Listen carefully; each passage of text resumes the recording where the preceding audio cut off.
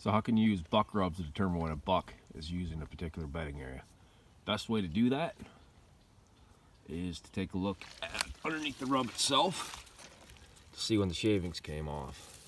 So in this case, the shavings are sitting on top of the leaves, so we know for sure that this buck was using the bed over here about 50 yards after the leaves came off. So where I'm at here, that's going to be tail end October, first week in November. So knowing when a buck's using a bed, obviously pretty important. You need to know when to hunt them. Another important thing to note about rubs when you're trying to find a buck bed is, in a lot of cases, they're going to be historical rubs. So this is a rub that's 2, probably 3 years old. This is one from last year, obviously, because the shavings are on the ground. If you can find a trail off a primary food source that has both historical rubs and fresh rubs on it from this past fall, start working that back.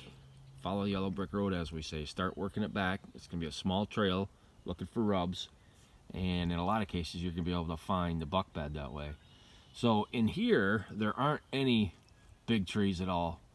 So when you stand up and you're looking, what you're going to be looking for is bigger trees like these tamaracks, because a buck's going to bed, he needs to bed on something dry. He's not going to bed in the water, and all this is all mud and muck in here, so he's going to need a higher spot. So when you're standing here and you find these, start looking around. If the trail's going this way, start looking for bigger trees, because they're going to have root clusters underneath the bottom of them, and that's where the buck's going to be bedding.